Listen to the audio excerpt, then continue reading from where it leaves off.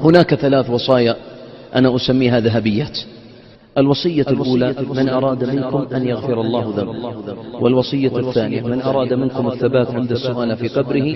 والوصية الثالثة: من أراد منكم بيتا في الجنة. وهذه الوصايا الثلاث لن تأخذ 5 دقائق منك في يومك. أما من أراد أن يغفر الله ذنبه، روى مسلم في صحيحه قال صلى الله عليه وسلم: من قال في يوم سبحان الله وبحمده 100 مرة حطت خطاياه وإن كانت مثل زبد البحر، لن تأخذ دقيقة ونصف وأنت الحكم.